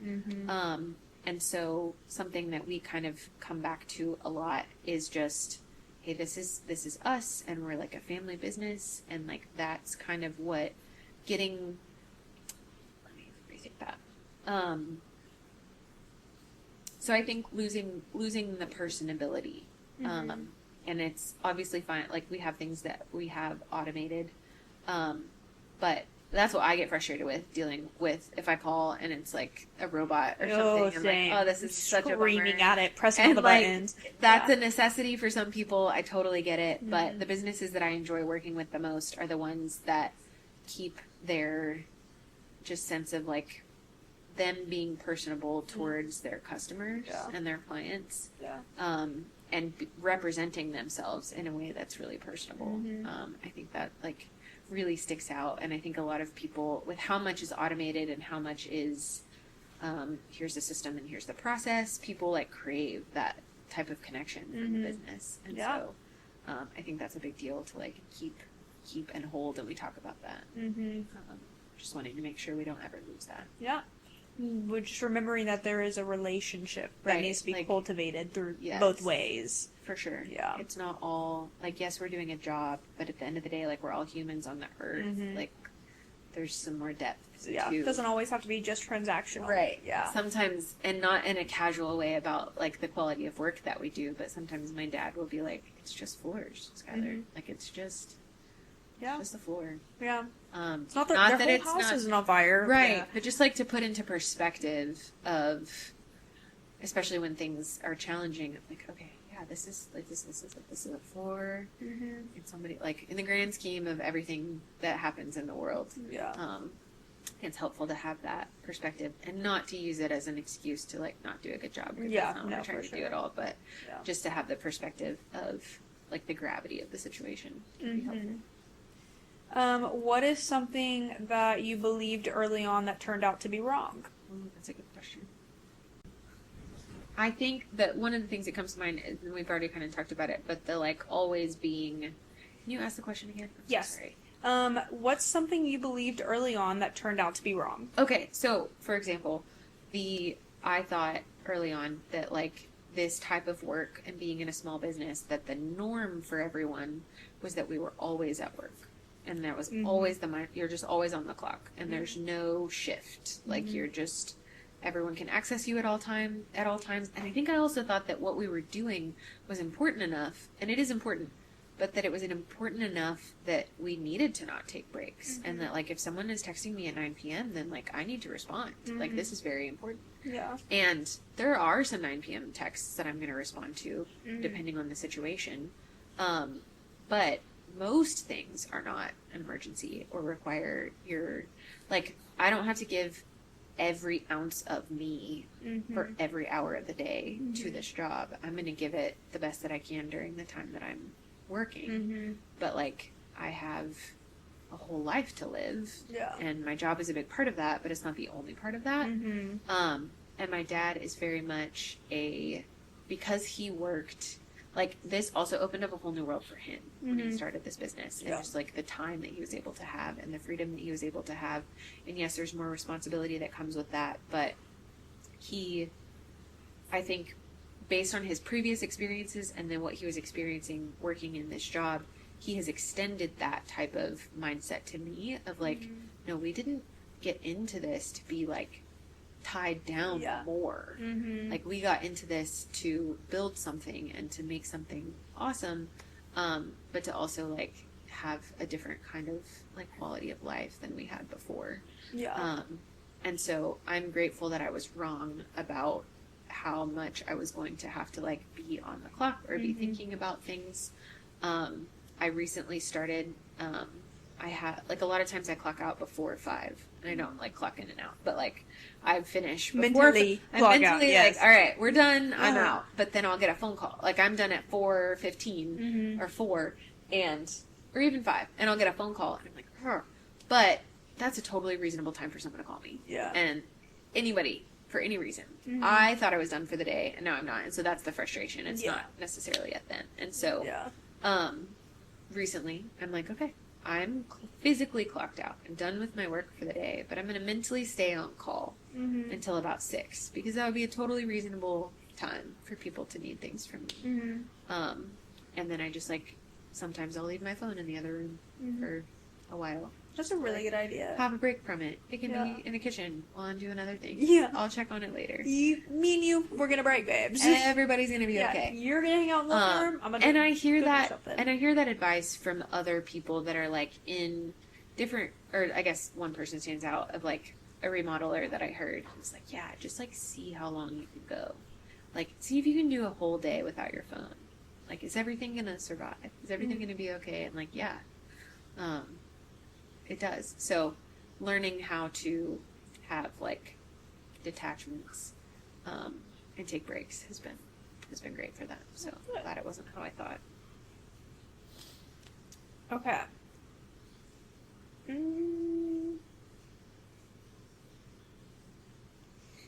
What is something that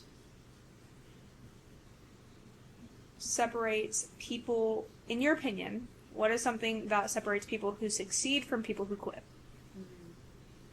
Or quality, or... Sure. I think that, like, being able to grow is a big deal, and being okay, like, within that, you have to be okay to fail. You have to be okay to get up and try again tomorrow. And so if you're willing, I think if you're willing to grow, whatever that looks like, that, like, that's how to succeed. Mhm. If you're just open to growth when it's hard and when it's easy. Yeah. That's a big thing. Yeah. Just have to be open to be able to be flexible. Yes. Yeah. 100%. Yeah, I'm not very good at that, but we're working on it. We're working on it. It's a good thing to learn. And then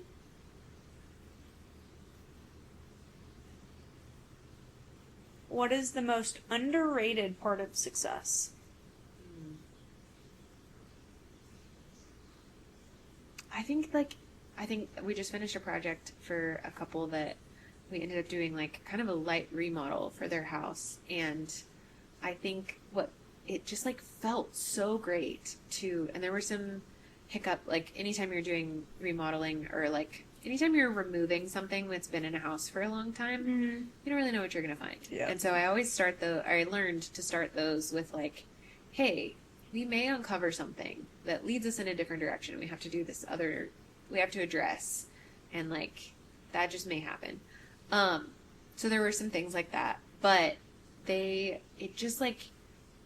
felt so great to have had such a good and like fun project. Like it just other than like the couple of hiccups, like it just went really smoothly. And so I think can you ask it one more time? I'm so Yes. sorry. What is the most underrated part of success? I think just that it feels good to help people. Mm-hmm. And like, because I get to do like a service-based thing, I leave a house that we just did a bunch of work on or did different things, and like the people are happy and I'm happy. Like it feels great. Mm-hmm. To have been able to impact someone's house like that and have them like love where they live because of something that you were a part of. Like that's so cool. Okay, so can you give me a little bit more insight into what it was like whenever your dad was starting the business from your perspective?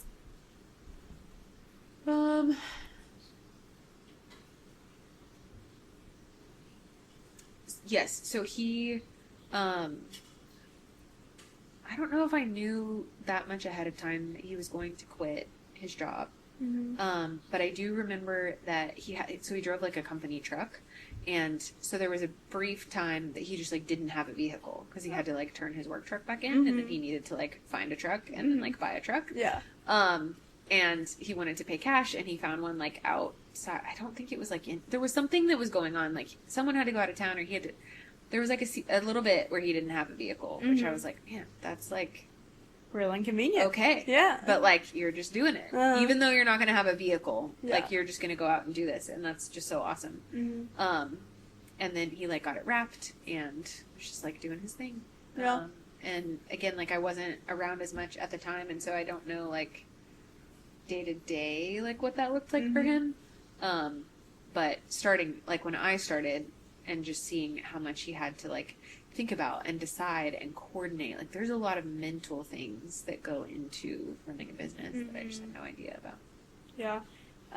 Did you ever feel the pressure from that whenever you started? Yes. Like secondhand pressure? Yes. Especially, and it's like something that we've, I think we've gotten better at communicating about, but yes, no, we have, because, so, this was a big deal. I just need things very clearly laid out for me. I just want to know, like, exactly what's going on, and he's a little bit more like, yeah, like, everything's, he's just more laid back. I'm go like, with the tell flowy. me every single detail that's happening. And so, not wrong on either sides, but I started to take on when things would slow down. I was like, oh my gosh, okay, this means I'm failing at my job. I need to be doing more. I need to be doing this. And getting more business, like cold calling, is not my favorite thing. No, I do not enjoy it. I want to know the people that like it, because tell me more. Yeah, tell me how you do that. And I've gotten way more comfortable with it, but I would take it really, I would take the responsibility of things have kind of slowed down for a second, or even for longer than a second. Very like, okay, this is on me, that we're not as busy as we could be. And I finally worked up the nerve to just ask. And I asked him, like, within this last year, I was like, how much, because it was like, it just kept being a problem for me, like anytime, because we'll just have different, and I didn't know, like, working retail, if it was slow, like it was fun, like, I think the business was okay. Yeah. We're still getting paychecks. Right. Yeah. Apple is still going to keep functioning, Yes. even if, like, I had less customers today than I did yesterday, and so small business is just a little bit different, and so, we would just have different seasons of busyness or slowness, and so in the slow times I'm just like, oh my gosh, like this is all my fault, I should have been doing X, Y, and Z, and like sometimes yes, I should have been doing some different things, but I asked him in this last year, I was like, Dad,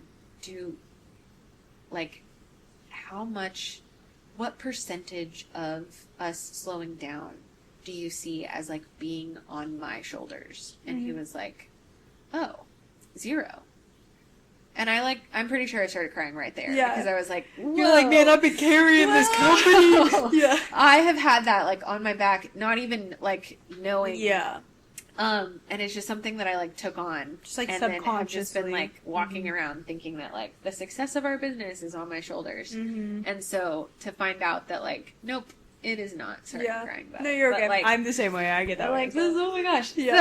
So, that finding out that like was not the case was such a relief, and it actually, like, things started to shift in how busy we were, honestly, pretty shortly after that. And I think that some of that, like, not because of me, but like because I let go of like trying to control that and trying to like carry that, and like put it in his hands, put it in God's hands, of like, this is not on me, like, who am I to think that I can, like, feed myself anyway in the grand scheme of things? And so that, like, mindset shift completely changed how I do things. And I was like, I just feel so free. Like, I can just go do my thing now. Yeah. And I'm not going to be as, like, tight up when I go give an estimate, because if we're a good fit for you, awesome. If we're not, like, that's okay. Yeah. And so it really helped me to just chill. Like, I think that has been one of the biggest shifts, is I just chilled way out after that. And, I don't remember where I was going with that, but that was like a huge, huge, huge shift. was like, okay, no, that's not on your shoulders. Yeah. So like, just do your thing. Yeah, just show up And be it's the made- best you can be. Right. It's made such a big difference in having such a better time. Yeah. Just like letting go of the care of that. So. No, that it is a big deal. Like I've been really trying recently to like just like it's not that big of a deal. Right. Like, and especially with this, because I have been having to cold call people. Sure. And like not getting responses back, getting no's, asking Sure. they're asking to watch an edited video that I don't have yet. Like Right. just all the things, and just being like, okay, well, it's gonna be okay. There's going to be a person that will say yes. Sure. Like, the sun's still gonna come out tomorrow. Right. It's gonna be okay. It's I can gonna just work block out. them off my email. It'll be fine. Yes. We'll move on to the next. It's okay. But that has been the hardest thing. Sure. But yeah, no, literally, I did have to be like, you know what, God, actually, this one's on you. Right. You can go ahead and take it all Your over. ideas, Yeah. so, like, I'm yeah. good with the stress of that. Sure. You can have it. Yeah. So yeah, no, I get it.